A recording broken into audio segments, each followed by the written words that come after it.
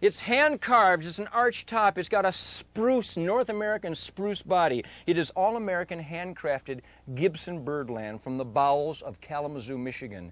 Don't you wish you had one? You can't, because I own them all. Hi, I'm Ted Nugent, full-time. What you witnessed there was a guy, a working hard, playing hard, bright-eyed, bushy-tailed, all-American, living it up kind of guy. And you want to learn to play guitar?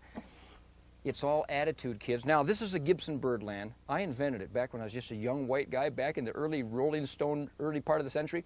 But what we have here is an instructional video to kind of get you geared up so you can projectile your attitude. It's all attitude. It's all spirit. Now, you might think you need some stuff. You got to have a Gibson. You've got to have the accoutrements to play rock and roll. Not necessarily so. For example, you might think you actually need some Ted Nugent hot dough and heat urine. You probably think you could use a little of this. It's not that necessary. You probably think that you need a Whackmaster catalog. It might help, but it's not absolutely essential. You might want to get yourself a copy of Ted Nugent Adventure Outdoors magazine. You might think you need this to play real rock and roll guitar. It's not essential. You don't have to have it. You might think you have to have Blood Trails, the truth about bow hunting. This would help, but it's not essential. You may need yourself a zebra Whackmaster hat. It's helpful, but it's not essential. Night vision scopes. This is something you want to have handy. Your own Ted Nugent hunting knife. Now, you may find many uses for this stuff, but it's not absolutely essential. Godiva chocolate-covered cherries. These are the things that I basically use to make that rock and roll kind of thing. You might want to actually have some hunt music. You're asking yourself, hunt music? What, pray tell, could this be? You might want to have some handy. How about your own Ted Nugent hunting sunglasses? Now, you'll find that if you have this stuff handy, along with one fine-ass wench of a wife, you find your music might flow better. See, if you have one fine woman at your side with her own instructional video. Thank you very much. This might help the whole spirit of your playing. But more important than all of that, you've got to be in charge of your life. Your life must be in your hands. Hands help if you want to play guitar, but mostly your life should be in your hands. Remember, your life is like an arrow. You can either put it in the bullseye or you can shoot yourself in the foot. Being that as it may, you've got to be in control. That means sensuality, my friends. All that greasy, wonderful guitar playing you just witnessed, now I got to tell you, I want you to realize that I just came in after about 39 days in the swamp. I haven't touched a guitar in 39 plus days. You know why? Because I like diversionary tactics. You've got to seek out extremes. If you want to play intense, voluminous rock and roll, dripping with grease and attitude, you've got to escape once in a while. Take a deep breath, realign the attitude, make sure the spirit is running at optimum charge.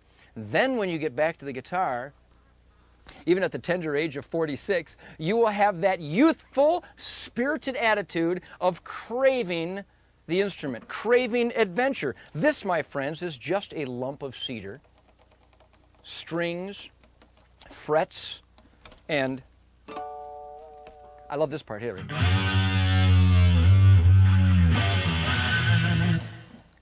It's just sounds. All of the rock and roll you want to make, all the music you want to project has got to come from you. It's got to come from your guts. It's got to come from your soul. It's got to come from, this is the main lick right here, this is the main attraction. It's got to come from attitude. You've got to have attitude. Now, back when I invented attitude, I promised I would share it with the civilians. So if you're good, you may have a little sniff downwind of my attitude. It's the beatitude of the attitude. I'm going to give you some basic structures here. For example, when you're playing, you've got to get a sound. Now, this may sound unbelievable, which I'm sure it is, but ultimately this is just a Gibson guitar with a cord plugged into a PV amplifier. It's as simple as that. Now, it might sound more than that, but it's not. It's all coming. Ooh, it's starting to talk to me now. It's just a guitar and an amplifier.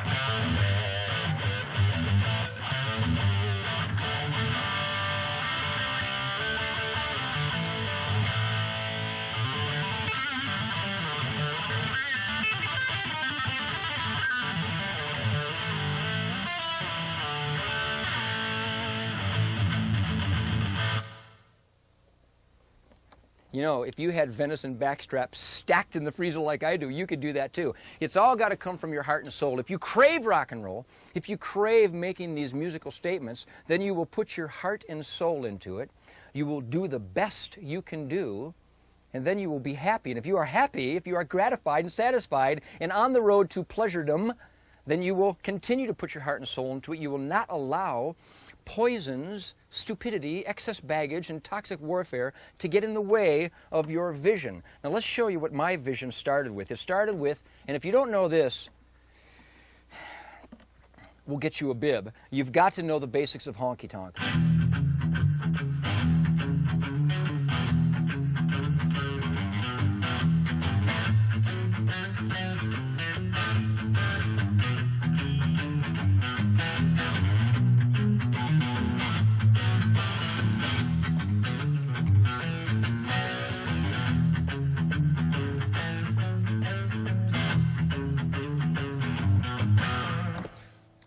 That is where it all started from. I was turned on by Chuck Berry and Duane Eddy and Dick Dale and the Deltones and Lonnie Mack and all the original twang masters. And if you seek out the sources of the original rock and roll, then you can take it any place. And then later in life, you will notice that the meat of your hand is very important in getting the guts of the sound out. And then you will take that honky-tonk kind of thing and you will go, I think I'd rather do it my way. And you turn it up almost 3/4 of the way on the treble pickup, and if you keep the meat of your hand on the strings, and if you have a lot of short skirts in your neighborhood, you will play stuff like this.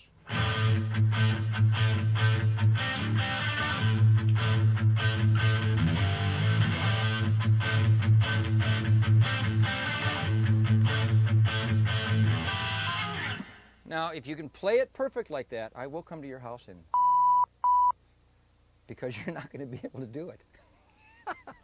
I love that. This is a guitar instructional video, kids, and the beeps are on me. So if what you do, if you put your heart and soul into it, and you keep that instrument in your control like your life, you'll be able to come up with those big, grunting, sonic bombast projectiles from your guts, including such little ditties as...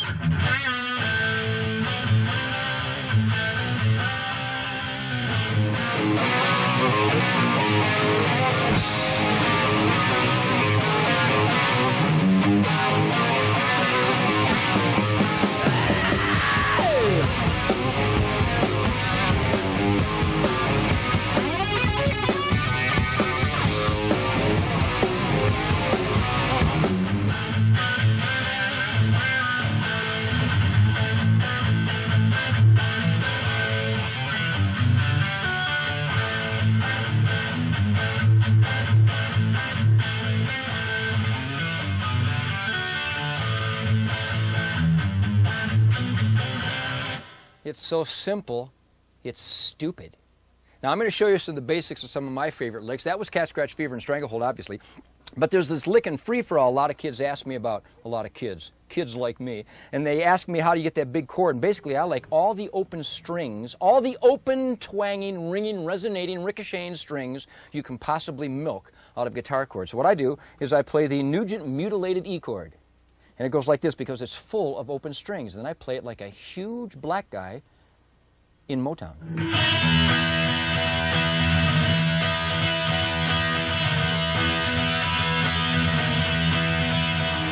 Never before have I turned on you. You look too good to me.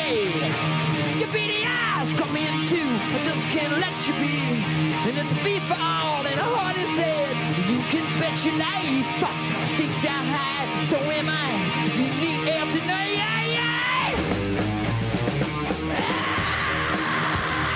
It's so simple, it's stupid. But I do throw my toggle switch when it's time to do the one unison pattern with the bass and the other guitar.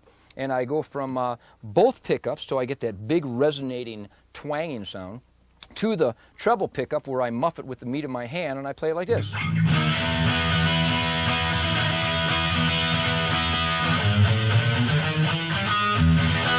And then the real trick to that song is another guitar part in there that goes like this.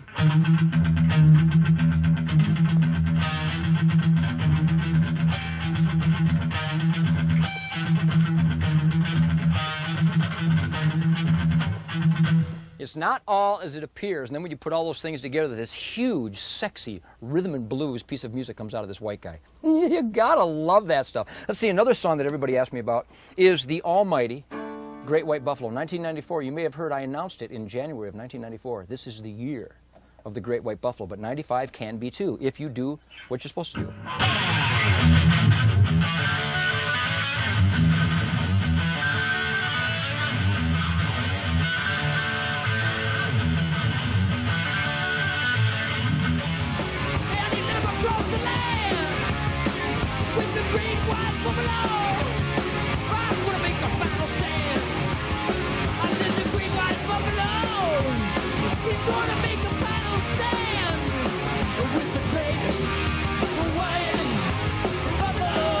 Now that's the main theme of Great White Buffalo, but the great part about this is that I play slide on the bass pickup with just my big old greasy fat Detroit finger, and it goes like this.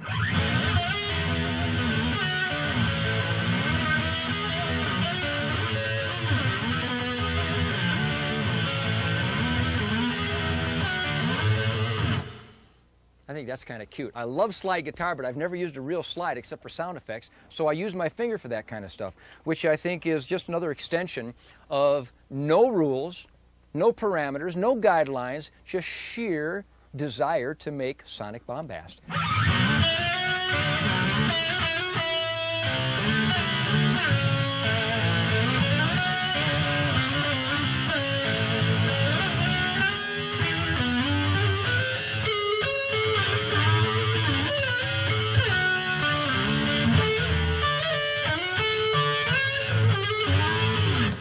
A lot of guys go, how does he do that? I don't know, I just play the damn thing. A lot of other songs that I could go into. See, what would be some other interesting songs? All right, I have a great song in the Spirit of the Wild album that everybody is fascinated at here in the Midwest. In fact, there is legislation pending that you're not allowed to operate a pickup truck on the streets of America without a Fred Bear cassette in the deck, so you might want to get a copy in case you're going to town for some straw. This is a great song. This is a song about a great hero of mine, a great friend of mine who I shared a wonderful and spiritual comradeship campfire with in 1987 and nearly every year previous to that. But when he died the following year, this very emotional and very dynamic piece of music came out of my guts. And I think you'll enjoy it because it's almost like a finger-picking guy coming to life. And it's called Fred Bear, and it goes like this.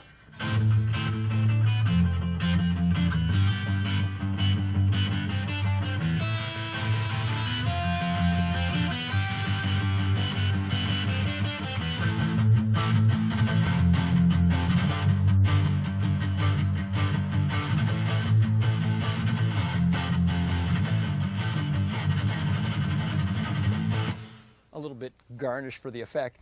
But I think what you hear there, and in Stranglehold and in Cat Scratch Fevers, you've got a whole bunch of grunt happening, a whole bunch of thump, a whole bunch of pulsation happening. You've got to get a variation and a rhythm, a roll, a drum warfare, tribal uprising kind of feel going when you play your rhythm parts. You can't just play Stranglehold as it would be written. You can't just...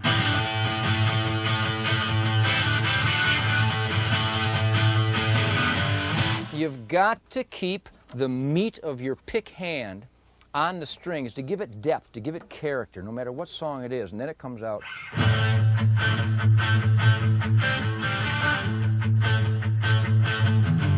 Same with Fred Bear, same with Cat Scratch Fever, same with Working Hard, Playing Hard. All those licks mean so much more if you've got a dynamic variation in the pulse of the rhythm part.